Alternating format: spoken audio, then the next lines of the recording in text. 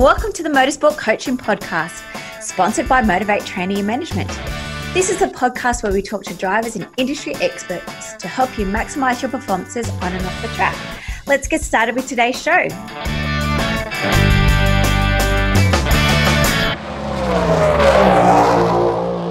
Have you joined our groups, Motorsport Fitness or our Motorsport sponsorship page? Race over to @MotivateT on Facebook, scroll down to groups and come over and join us. Daily we have free tips and strategies to help you maximize your performances on and off the track.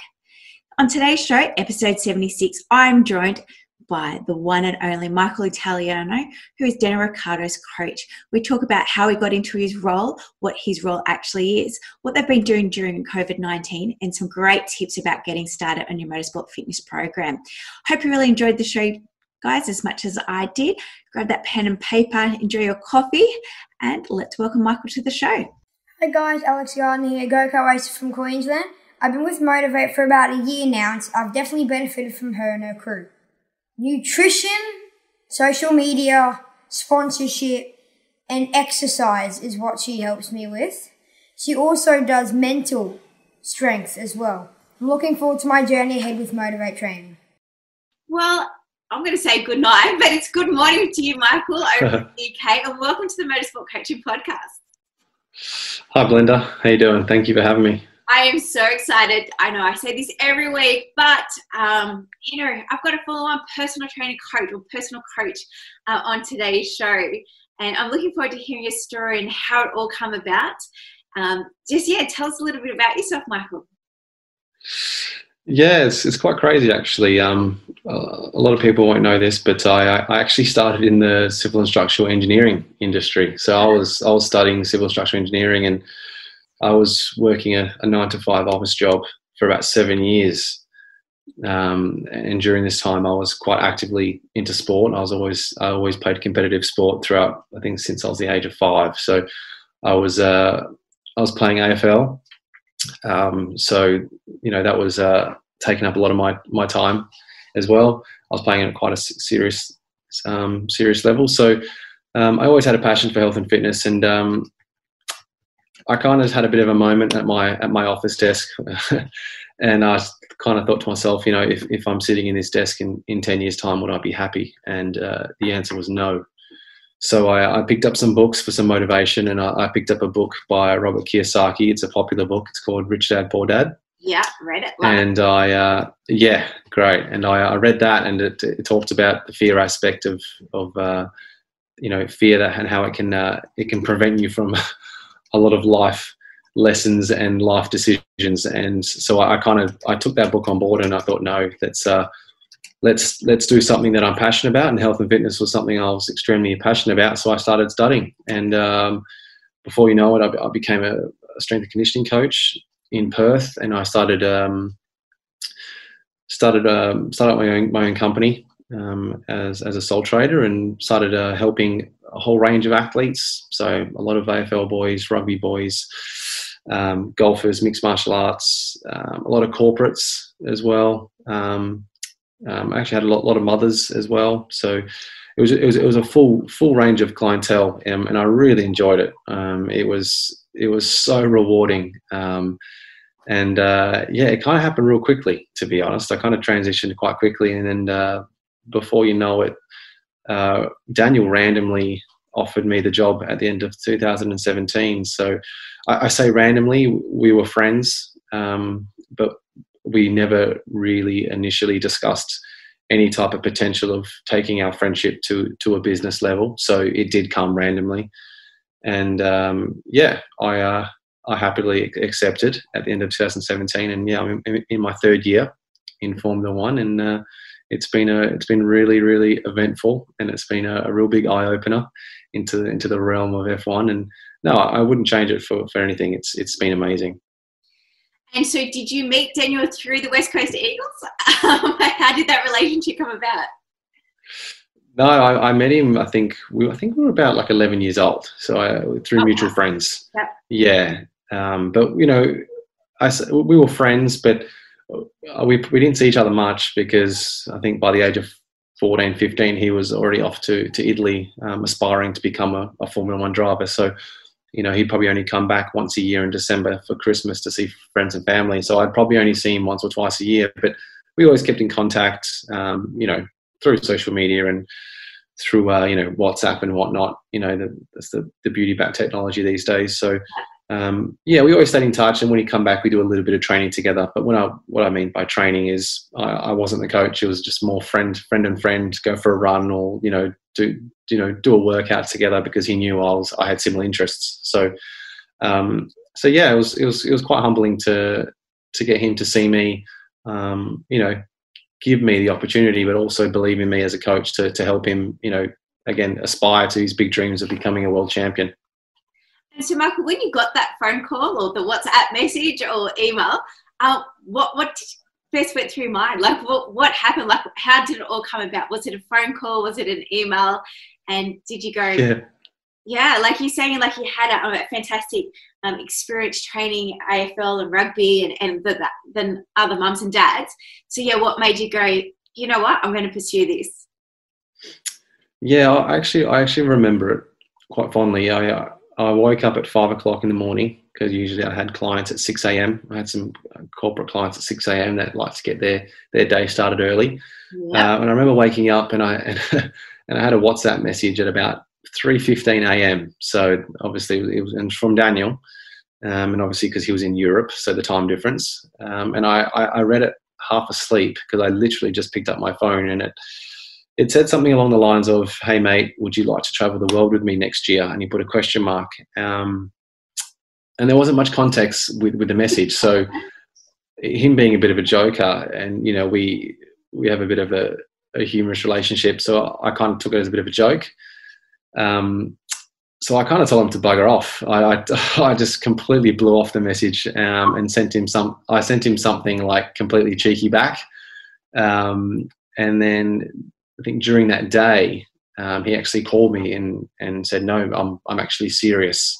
Would you be interested in sitting down when I'm back in December and talking through it?" So that's when I kind of sat back and thought, "Oh wow, okay, he's serious. This is something I need to consider." So, and it kind of happened all quick. We sat down at the end of December, and he's kind of like, preseason starts January, so I'm going to need you to move your life to Europe, in late Jan. So I had about 30 days to not only decide, but then, take my whole life to Europe and move to Europe. So it was actually mayhem in January trying to prepare everything. And it was probably only until I actually landed in London and got my little flat set up that I actually sat back and kind of pinched myself and thought, okay, this is what's happening. I didn't really have time in Perth to kind of digest it all because it was just such a big rush to try and get everything sorted. It was a bit of a shock, and I still get these mornings where I wake up and pinch myself for sure. It's a great lifestyle and it's a great job. And I was thinking that after I sent through the questions, I didn't ask anything about family. Did you leave a partner behind for you to take up this career opportunity? And how did you go about family? And as you said, you had a successful business. So how did you, I guess, palm that off or wrap that up or transport that over to the online business or whatever it is now? But more so about the family aspect of it. As you said, it kind of just transpired over 6 weeks or 8 weeks. Did you? Yeah, exactly. No, good question. So obviously I left a lot of family behind. I have a partner. So she fortunately came with me. Oh, fantastic. So that was a bit of a discussion that we had to have. She was all for the journey. So it was quite a smooth transition, believe it or not. It's kind of got to London, had to, figure the place out.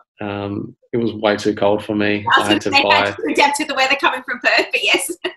No, we didn't. I had to buy a whole new wardrobe, believe it or not, because jumpers that are made in Australia, they're not built for European weather. They go straight through the wind here. So, it took a bit of getting used to, but I guess because the job was so busy and I had to pretty much jump on a plane once I was settled. I had to head to Monaco for pre-season training. I think because it was just such go. I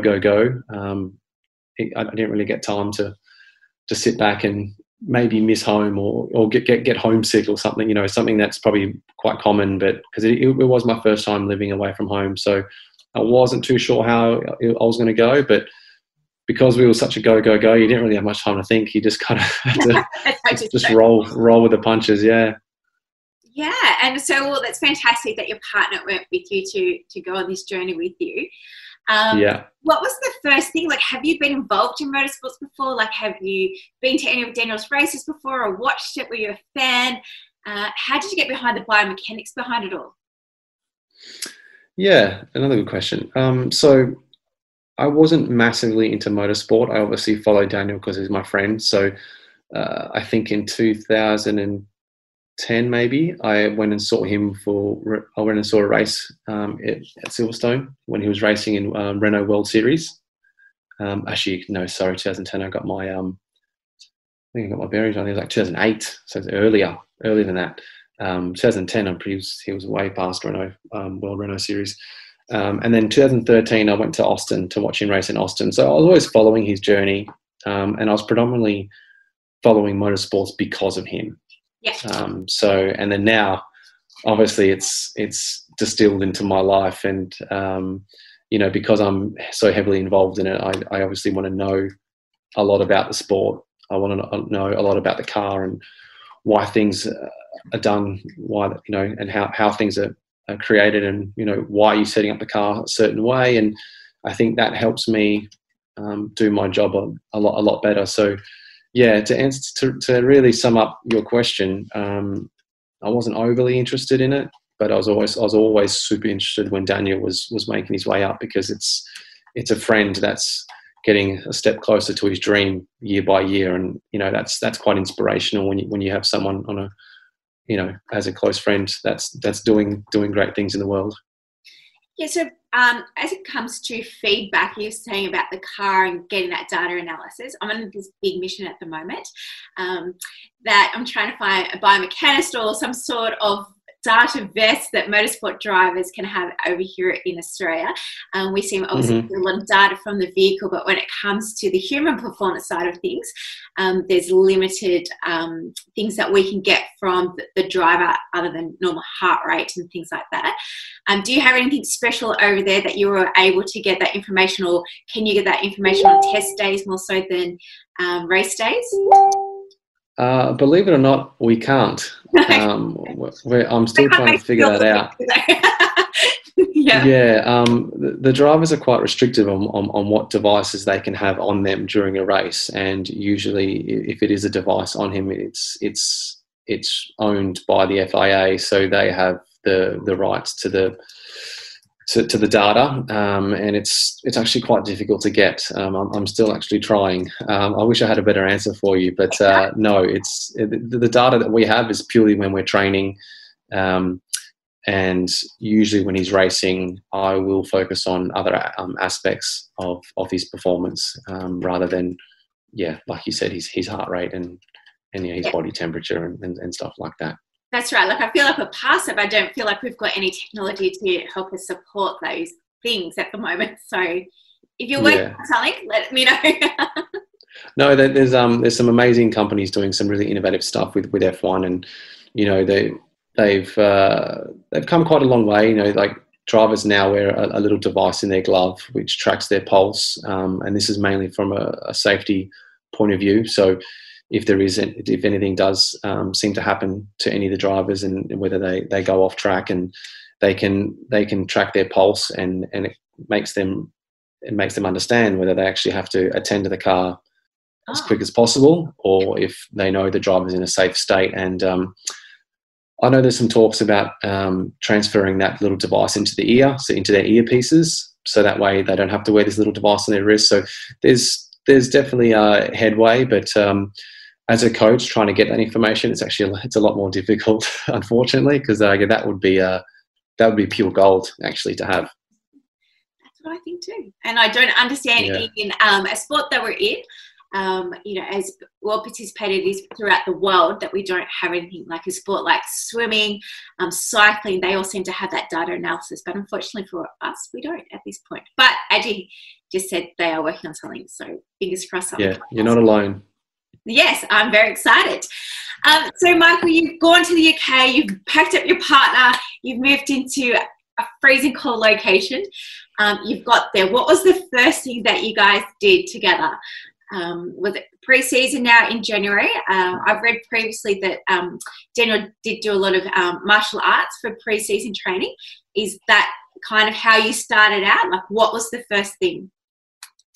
No, we didn't do any of that. That was pre me. Right. I flew straight to Monaco, yeah. and I hopped on a plane, got there, and I said, "Cool, let's start training." And he said, "Well, what do you want to do?" And I said, "Well, this is a really nice, beautiful place. How about you take me for a run?" So we actually went for a run, and then we went for I think we went for a walk to try and just for a big hike, and it ended up being like a 3-hour hike where we just started hiking through France. And so it was almost like a session / hey mate, this is where I'm living, get used to it, because this is where we're going to be for a lot of the time. And I remember it quite well, as it was a beautiful summer's morning in Monaco. And there's I love Monaco. It's beautiful. I could live there. Well, there's an amazing running track along the coast, and it's a very popular running track. And so we went for, and I never get sick of that running track, by the way. I'm actually heading to Monaco tomorrow, so I'll probably do that the next 48 hours. No, but I say that like it's an amazing place to train. Like it's very quiet, and that's why I like it, because you know the F1 circuit and the F1 schedule is so hectic. You know, wherever we go, there's so many people, there's so many things to do. You don't really get time to do things for yourself. So it is nice to get to Monaco and just have no distractions and just mellow out, really. Yeah, I see Valtteri lives there as well, and he seems to do a lot of cycling with his partner throughout. Yeah. Is it still called the Alps? I don't know, the mountains there, but it always looks quite scenic as well. Yeah, a number of the drivers live there. There's quite a few of them that live there. So yeah, it's a bit of a little F1 hub. Yeah, fantastic. So you've met up, you've gone to Monaco, you've gone on this hike, on a run, and then you're like, okay, cool. So day one, like this is your only client now. Your sole purpose now is to get him to be number one on the podium and to get him finishing number one. So what do you do as far as your position goes? Yeah, that was probably the hardest thing to adapt, is knowing that I was spending day by day just, following up on, all my clients and making sure that everyone's on top of their nutrition, their programs. And all of a sudden now it's like, oh, wow, yes, it's got one person. Yeah.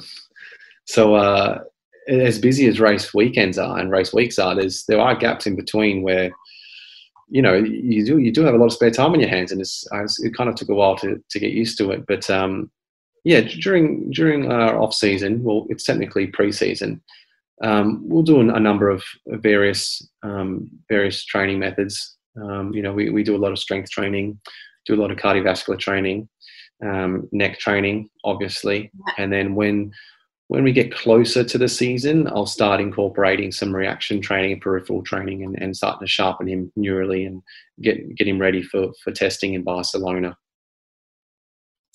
Awesome. So yeah, definitely like neck cardio. So when it comes to the cardio, I see the guys do a lot of bike riding, and as you said, like running through the Alps and different altitude training and things like that. Did they do anything else? Anything like we don't know, like rock climbing or anything like that? We actually don't cycle. It's yes. I'm. That's not me saying there's no benefits in cycling.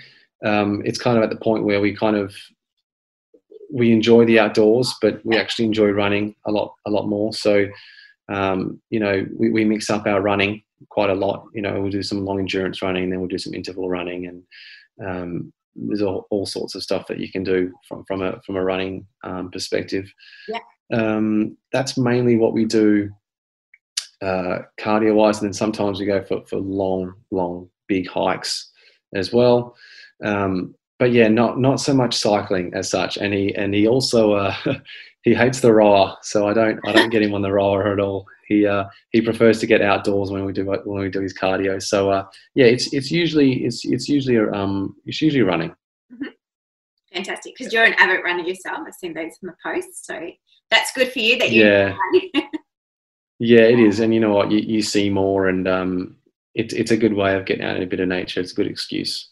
Exactly. Like every time I travel with the race teams as well, I always make a point of every morning getting up that extra hour early at 5 or 6 o'clock in the morning and going for a run and actually seeing where I'm visiting, as opposed to going the track, going back to the airport and flying out. So, you know, whether it's riding or swimming or going for a run, it's always good to get out before you head to the track. So, Michael, you talked about strengthening neck. I'm sure you guys have got all the gizmos over there on about how to strengthen your neck, but do you have any, I guess, tricks or strategies for someone who's just starting out in motorsports about how they can go about strengthening their neck? Yeah, my advice would be start slow. You'd be surprised how heavy your head is, and that's something that you gauge quite quickly when you start actually doing some neck training. So usually starting out, I always recommend doing some safe neck nods and some safe neck rotations, and this is lying on your back on the floor with your feet up crossed, and you know, I usually set a bit of a rep range of 20-20, so 20 neck nods and 20 neck rotations. Actually quite safe movements for anyone starting out trying to build their neck. But however, I will reiterate, start slowly. So I'd probably start with 10 reps and 10 reps and probably do 3 sets of that and see how you pull up the next day. Don't go do 20 reps and 20 reps in 5 rounds. You probably won't be able to move your neck the next day. But yeah, I'd start slowly, and I'd also I'd seek appropriate advice. You know, there's a lot of content on YouTube regarding neck training, and you know how the NFL boys do it, how the rugby boys do it, and it can be a little bit dangerous if you know you've got a teenager looking at this stuff and trying to incorporate that into their training. You know, I know even boxers do some really interesting neck training. But yeah, I'd say tread carefully and start slow. And what I mean by that is I'd start with the pure body weight exercises, or head exercises, where you're working your neck based on the weight of your head. And yeah, that's something that's not really out there for these type of drivers. I have noticed that. So I'm actually working on something to help all the junior drivers actually have a bit of a protocol when it comes to neck training and performance training. So yeah, I'm creating something which will hopefully be out sometime early next year, as a bit of an ultimate training guide where people can actually grab this training guide and it gives them everything they need from a racing perspective. So I'm quite excited about that. Fantastic. It sounds very exciting. Make sure you keep us into the loop, and you can email me when it's up and ready, and I'll be happy to promote it for you over here in Oz. Thank you. No, I definitely will. And so now, Michael, you've got this gig, you've gone for a run, you've worked at the 2018 racing season. How do you plan, as his personal coach, what the training looks like? Are you doing macro cycles? Like you said, there's a lot of uptime, downtime. Then sometimes you race meetings back to back in the same country. I'm interested to also know how do you deal with the international timeline and sleep and nutrition and things like that. So many questions. Yeah. Like I said, sorry. No, but that kind of sums up the sport, right? It's an intricate sport. It's so detailed, you know. It's a good question because like, when I first started with him, I had this perception that we're just going to be training.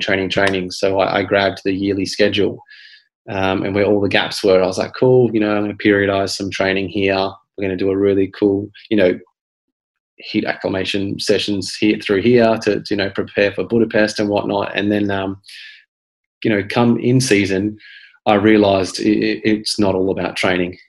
Yes, you need it's all about maintaining, you know.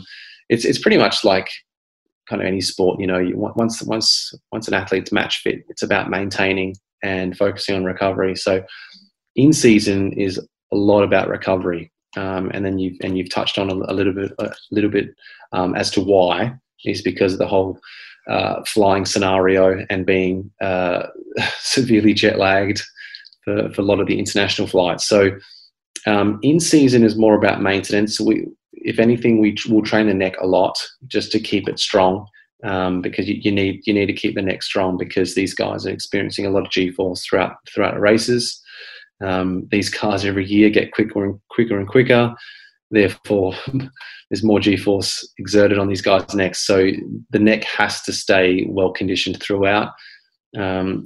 Probably won't see me putting a barbell on Daniel's back and doing a lot of strength training throughout the in season. I think neurally he needs to rest. So solely focused on recovery. We have some jet lag protocols. And that, to give you a bit of a brief info on that, it's all about timing of transitioning your sleep patterns. So come Monday, it might be go to bed an hour earlier, and then the Tuesday go to bed 2 hours earlier, and then you slowly transition into the time zone when we land on the Wednesday or the Thursday. And it also has information about when you should expose yourself to UV light and when you shouldn't expose yourself to UV light. And then it also has some really cool little patterns of caffeine timing. So caffeine timing will help a lot as well with jet lag. So yeah, in a nutshell, in season's a lot about recovery, sleep, appropriate supplementation. So a lot of magnesium, and just doing the basics right, because we're not privileged to have, like a football club. We can't just walk into a football club and have, state-of-the-art ice baths and recovery facilities. We'd love to have that, but we're in a different country every 7 days. So we can only do what we have. So it's about doing the basics right. Do you not have an ice bath in the transporter? We have a portable one that we I think, maybe like 3 or 4 races we'll put together and use it. But usually after a race, we got a flight that night. So it's an engineering meeting, and then it's shower, pack your bags, I'll make him a quick recovery smoothie, and off we go. So and then you're on a plane, and you're still a bit amped, you're still wired, and if you can't sleep on the plane, and then it's like, oh geez. So Sundays are tough. And do you do any massage therapy with Daniel? Or does he have a massage therapist to help with the recovery and, prior to race events?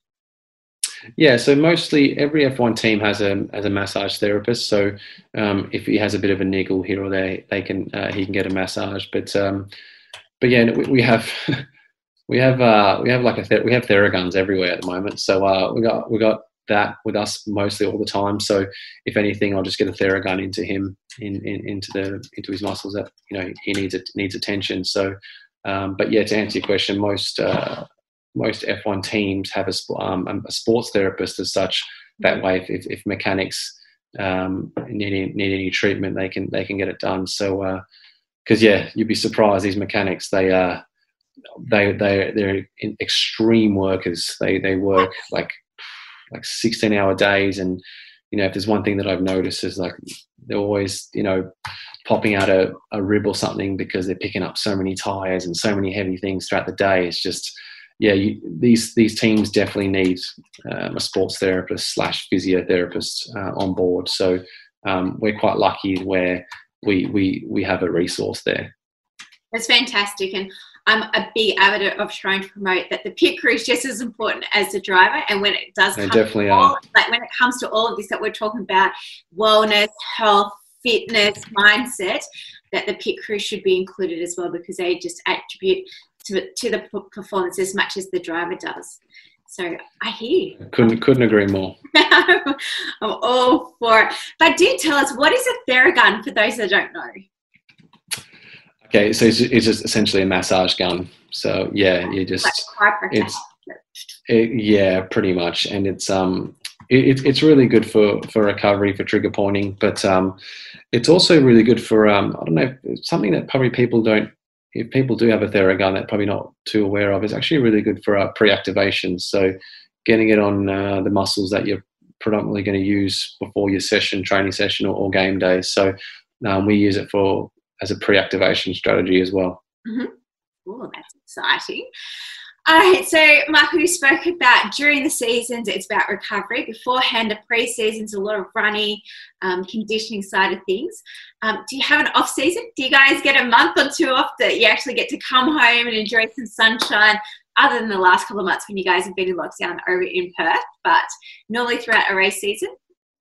Yeah, definitely. So usually the last race finishes around the 1st to the 4th of December. So that's kind of when we head back to Perth, and I say kindly to Daniel, delete my number and spend some time with your friends and family, because the season is, I think it's one of the longest sporting seasons in the world. We start in March and end in December. It's crazy.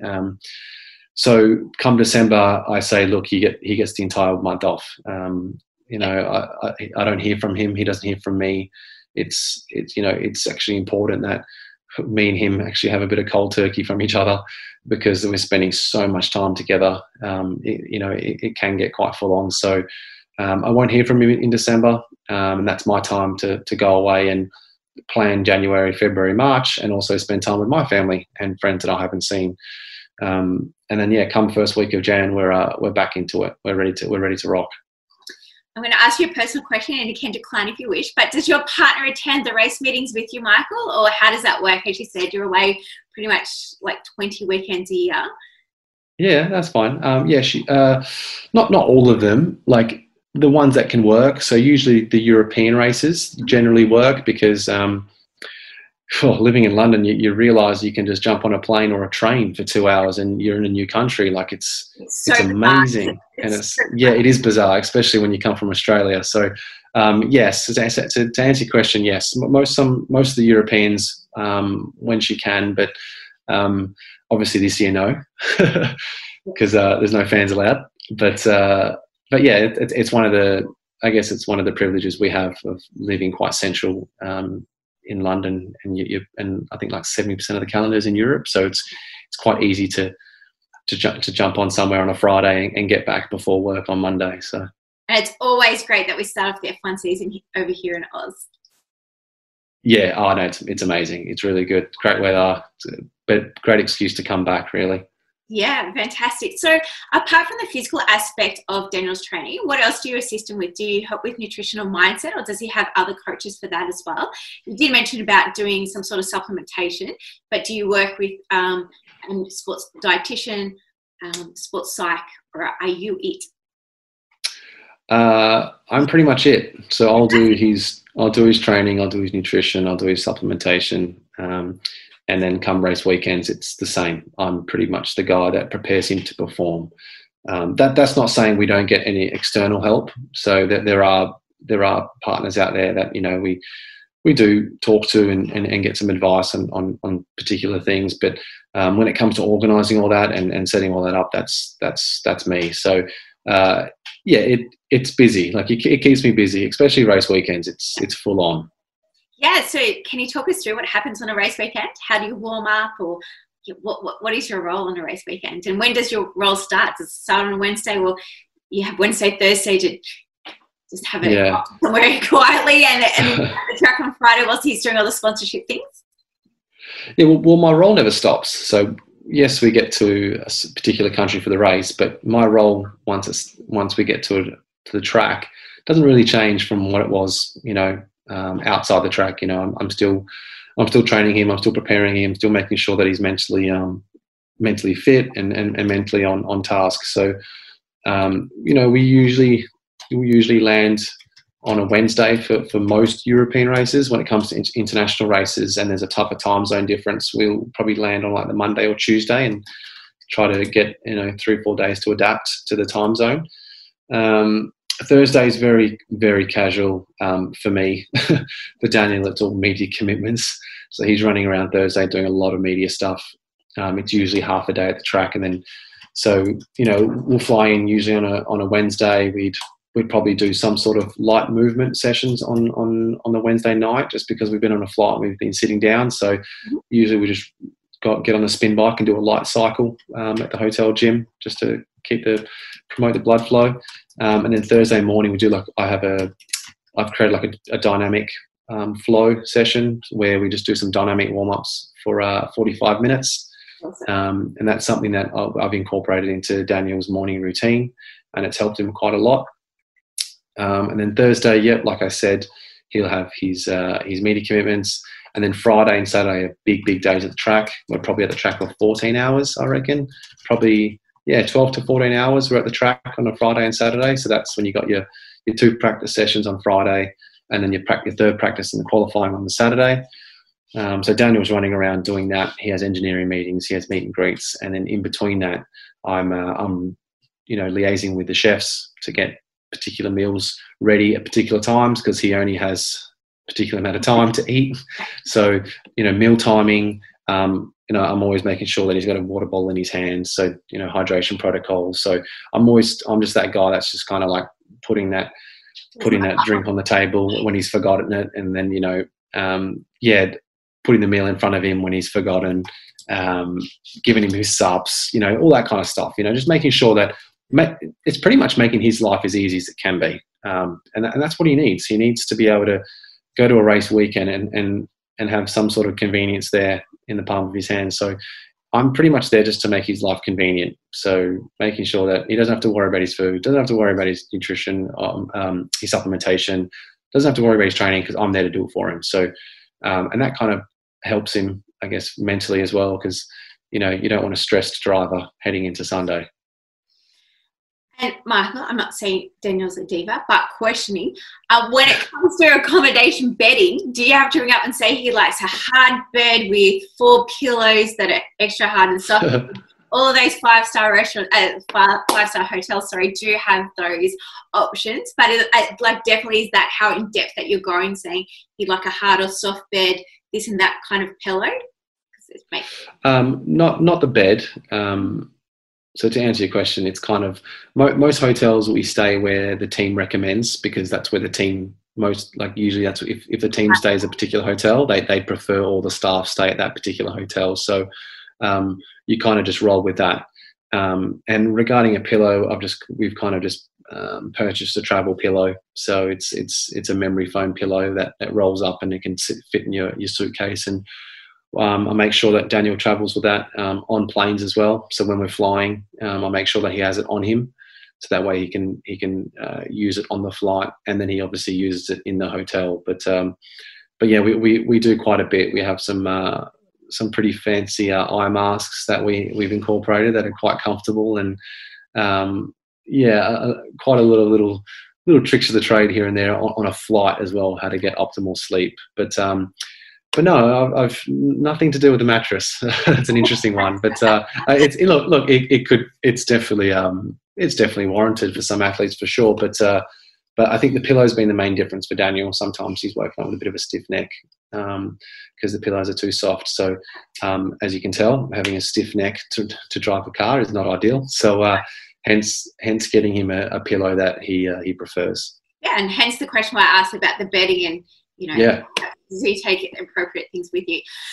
Let's move on to his mental well-being or mental prep prior to a race meet. Again, that's something that you're involved in. We know that he loves putting his headphones on. Well, that's what we see on the TV, and to psych himself up prior to the race. Is there more to it? Are you guys doing a briefing session prior to qualifying, prior to each race event, or how does his mental prep work? That's fine. I won't go into too much detail, because that's our little that's me and Dan, but that's me and Dan's time. But I will vaguely run over it. So usually we get about 45 minutes before the race. So that's when we go through some dynamic stretching. We do some pre-muscle activation techniques.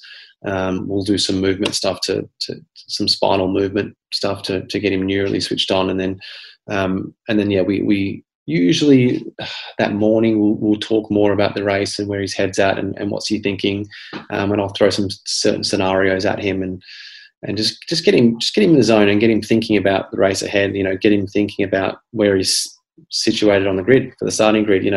What's your thoughts coming into turn 1, 2, and 3, and just get him to I'm getting him thinking pretty much. And when it comes to the mental side of things, there's definitely I will say this from a psychological aspect of racing. I definitely think it's a big part of racing, but you have to believe in it for it to work, and you can train your mind to do anything. That's something I do believe in, and I'm quite fortunate because Daniel does believe in the whole mental aspect of training. So we will do some mental training, and I also will focus on his mental side during a race. So, his temperament during particular times in a race, when he's attacking, when he's defending, how he reacts, is he reactive, a whole bunch of scenarios. But that's usually our race preparation for the 45 minutes. And then we'll just talk through about what our goals are and what we want to achieve for the race.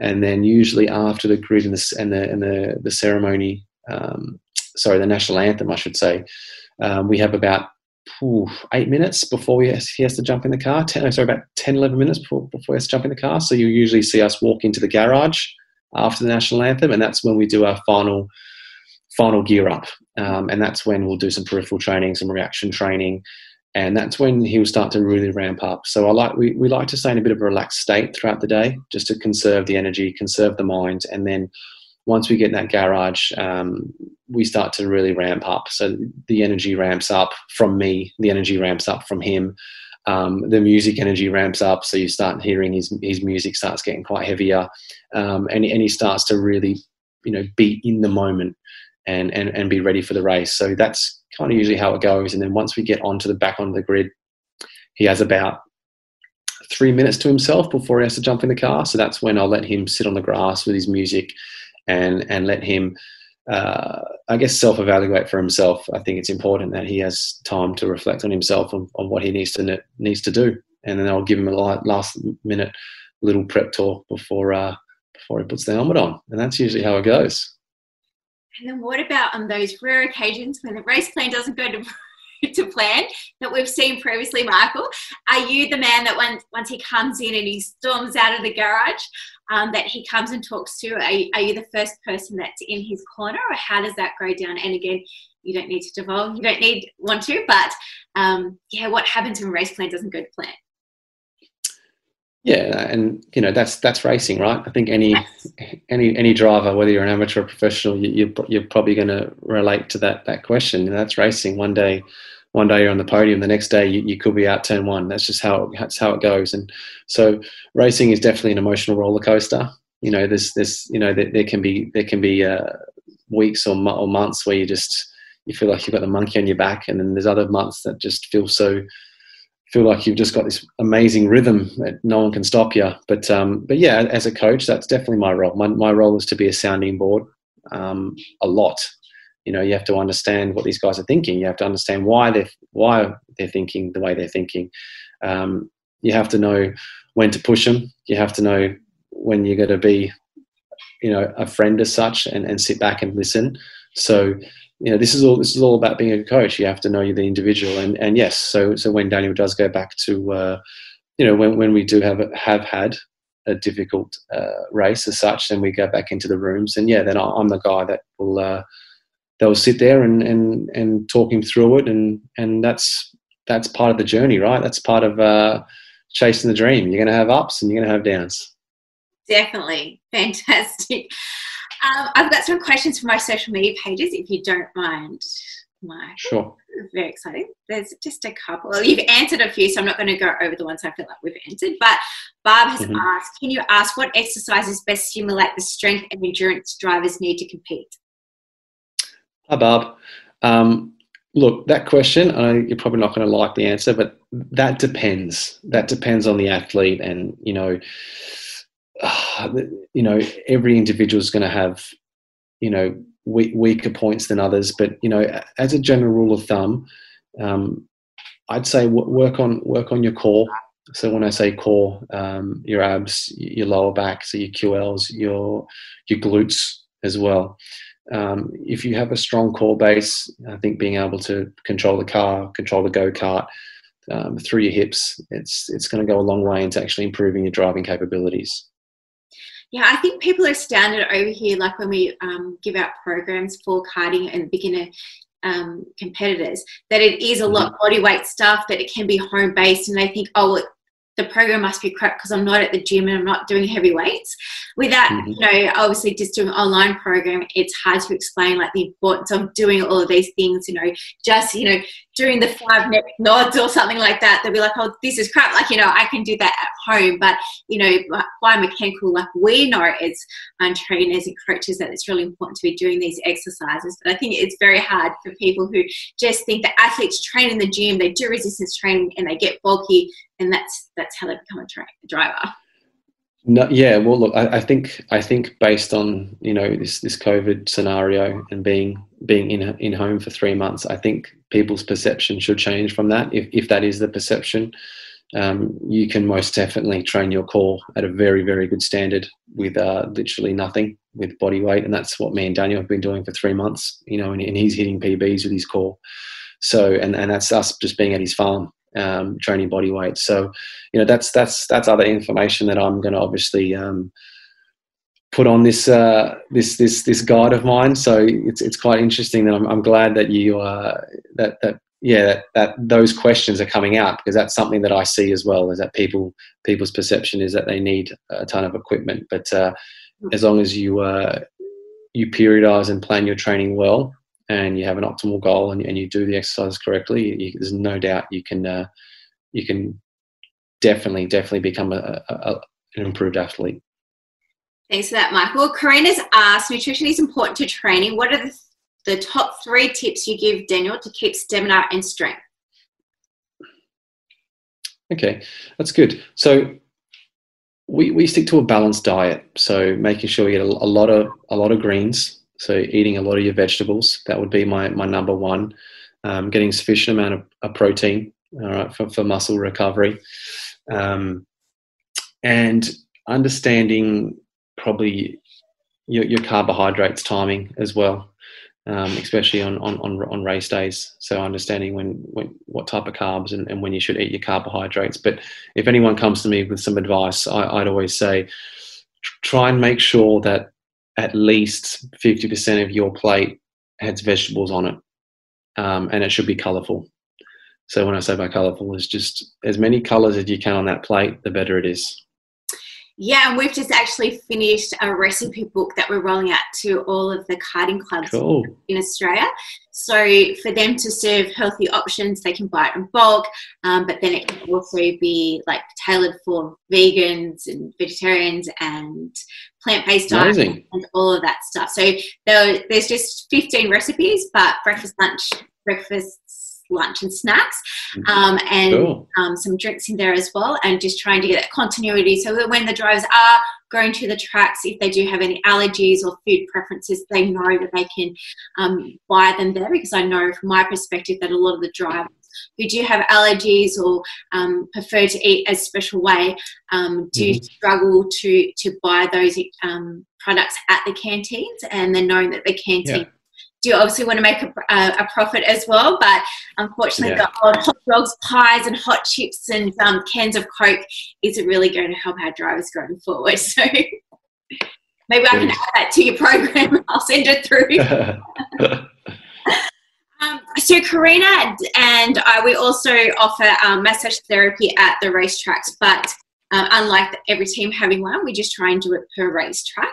And so she asked, what part does soft tissue therapy, massage and physio have in Daniel's training and recovery? Like, is it regularly done? Yeah, so usually we will probably use some massage therapy quite a lot on the Thursdays, mainly because of the flight. So you're a bit stiff on the Wednesday from the flight. So we usually like to use a bit of massage therapy on the Thursday, loosen him up and making him feel good for Friday, because he's jumping in the car on the Friday. So Thursday is when we usually you'll get a full body just loosen up. And then usually probably again on the Sunday as well.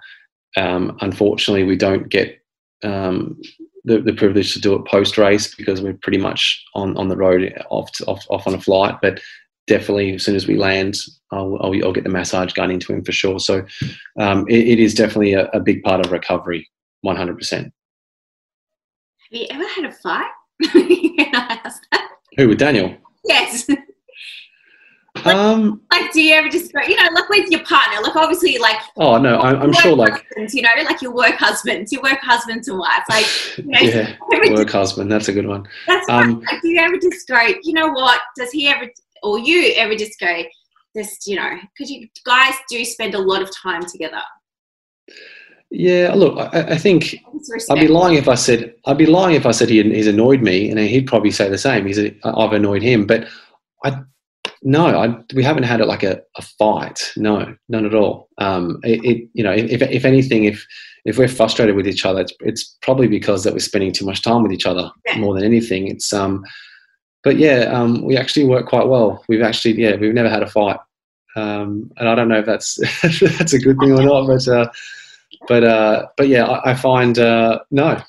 To answer your question, no. There you go. You've been in lockdown for 3 months, and they say, like, if you're going to have a fight, then that's when it was going to occur. Yeah, no. I think the closest thing we came to a fight was about 2 months ago when I couldn't beat him at table tennis, and he kept throwing banter at me, and I think I snapped. But that's about it. A few more questions, Michael. Xavier said, what are the key body strengths a race car driver needs? Is it core, arms, or neck? What is the best way for a driver to improve their reaction time? Okay, so for body weight, I guess for the neck's important, but it also depends on what grade you're racing at, and that will determine how important the neck is. But yeah, I definitely always say it's a fundamental neck and core are your two main, I guess, your main areas that you want to keep strong. You do want to keep your shoulders quite strong, relatively strong too, because there's an element of control on the steering wheel. So I think for a bang for your buck exercise, the push-up is great. A correct push-up is great, because if you're doing push-ups correctly, you're working your chest, you're working your shoulders, and you're also working your core. So it's a great bang for your buck body weight exercise that we do a lot when we are restricted for equipment. It just makes sense. I don't know if you've got it over there, but over here we've got the push-up challenge happening for men's mental health. And yes, I've seen that. And seeing all the bad techniques, I feel like as a keyboard warrior, I want to write down. Yeah. But I'm hearing what you're saying, but seeing all these guys doing these push-ups really fast and does my head in. Flipping Mad Motorsports, Michael asks, is it better to do more strength training or cardio as a racing car driver? Again, depends. I would say, to answer a question like that, be honest with yourself, do a self-evaluation and find out what your weaknesses are. If your weaknesses are that you find that you're fatiguing in the last 10 laps of a race, well then why are you fatiguing? Is it your fitness? Is it your strength? You have to be honest with yourself and find where your weak points are, and work on them and turn them into a strength. But I'd say, as a general rule of thumb, it's equal. You need to work on both elements. I agree.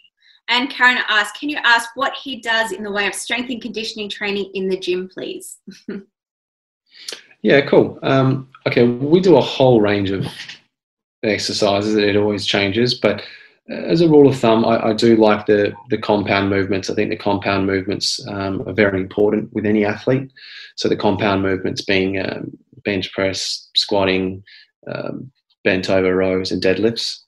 I do have to be careful with Daniel a bit, because he puts on muscle very, very easily on his legs. So I actually can't work his legs too much. But I think the most consistent thing that we do in the gym would be it's an exercise called stir the pot. So it works your core, and it also works on an big exercise ball, and it's really good for scapular stability, which is really good for steering. So that's an exercise I love. I love a weighted Kozak squat. The reason why I love a weighted Kozak squat is because I think it's just one of the most premium mobility exercises that anyone can do when it comes to ankle mobility, knee mobility, hip mobility. I think that's a really, really good exercise to do in the gym. And I also like overhead movements, standing overhead movements. I think it's a great core and great for strength as well. So there's some three elements you could easily incorporate into your strength training, and I think you'll get some really quick gains. Are the sessions long, Michael, that you're doing in the gym? I wouldn't imagine so. No, maximum 45 minutes. Fundamentally, you should be working at 45 minutes and you should be wrecked, right? Right, that's but but again, it depends on the athlete. It depends on what you're trying to achieve. But in the gym, we're not in there we're not working for longer than 45. Obviously, if you include warm up, warm down, then that's different. But yeah, we're not working for longer than 45 minutes. Fantastic. So you have had an unusual run-up into the first round this year. You guys have been locked down in Daniel's farm over in Perth for 3 months. And like you said, you've just been trying to utilise equipment and bodyweight training over there. When did you go back to the UK, and what have you been doing in preparation for the upcoming race? I got back here about 3 weeks ago. So I'm not with Daniel at the moment. Yes. Yeah, okay. Just making sure. Yes. So I'm not actually with Daniel at the moment. So we will join forces tomorrow. So I've sent him a plan. So he's got a bit of a training schedule that he has to achieve every day. So I'll get 7 days with him as of tomorrow before we head off to Austria for the first race. So that's again another little training period that we'll spend together in Monaco. But it's kind of just keeping momentum really from the last 3 months that we've had in Perth, building up to it really. So it's just kind of building up momentum and just keeping that training load going and making sure he's staying healthy. And I know, Michael, you mentioned that you just train like for the season, periodization, and then recovery during the in-season. But is there any tracks that you actually train specifically for? I mean, Singapore being in the night race, do you train differently for that? Some of those hotter countries like Dubai and stuff, are there specific training measures that you have to put up in the lead up to those events?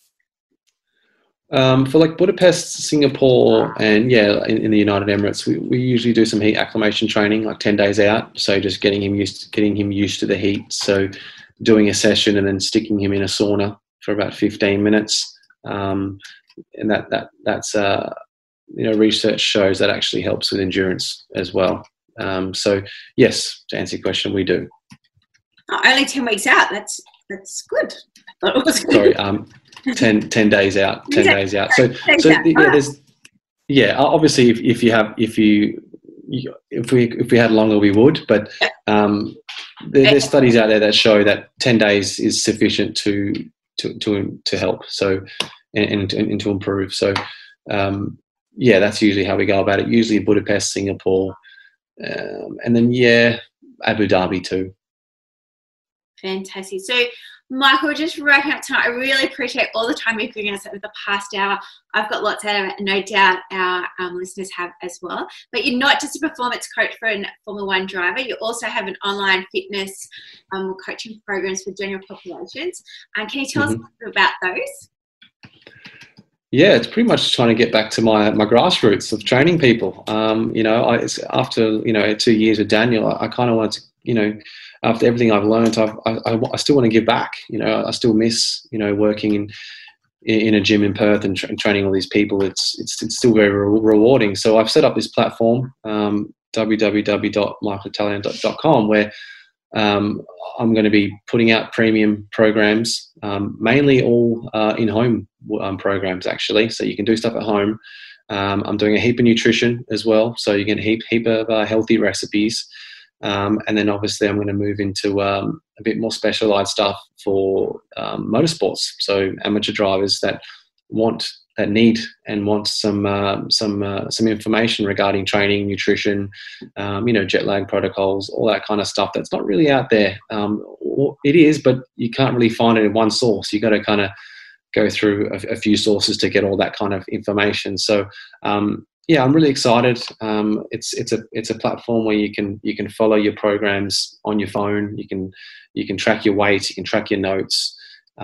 It's a proper goal setting programs, a 5-week program. So and I've had a really good first impression with it, and it's gonna forever grow. But it's my little side hobby away from Daniel, which is it's good to have when you want to you need something away from F1 when you need a bit of a break.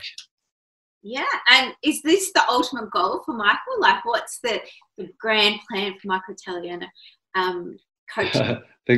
The grand plan is to win a world championship with Daniel. That's the grand plan. Fantastic. But yes, I have some big aspirations for this website and how I want it to go. And I think if you stay on track with it all and you want to stay up to date with it all, you'll see it's going to evolve quite quickly over the next 1 or 2 years. And I'm going to put a ton of information on there. It takes time, but it will be quite a good resource and website for health and fitness, and also for people that are training in motorsports, but also if they're interested in motorsports as well. Yeah, but you do put out a lot of free content over on your Instagram account. What is Yep. your Instagram handle so people can go over and follow it, because I'm very impressed with it. Yeah, it's just it's at Michael Italiano. So yeah, I do. I post a lot of free weekly workouts, like home circuit workouts, free recipes, healthy recipes. A lot of me and Daniel's training, so you can get exclusive access to how me and Daniel train and what we're training.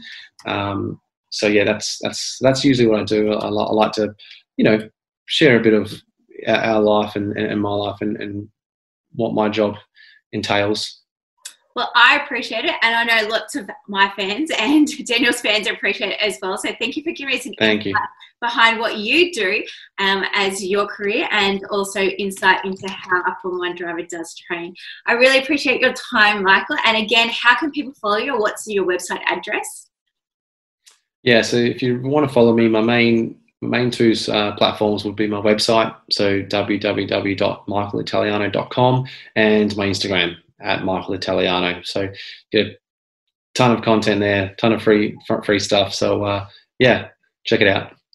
Well, all the very best for 2020, what is the remainder of a crazy, crazy, crazy year. No doubt, I assume that you'll be working with Daniel in 2021. So hopefully it'll be a little bit more exciting next year. New race team next year for you guys. Yep. New uniform, new space. So all the very best. And yeah, I'd love to have you back on once you've got that motorsport program up and running, and we can talk a little bit more in depth about that. For sure. I'd love to. Thanks, Belinda. Thank you very much, Michael, for your time. Thank you. Bye-bye.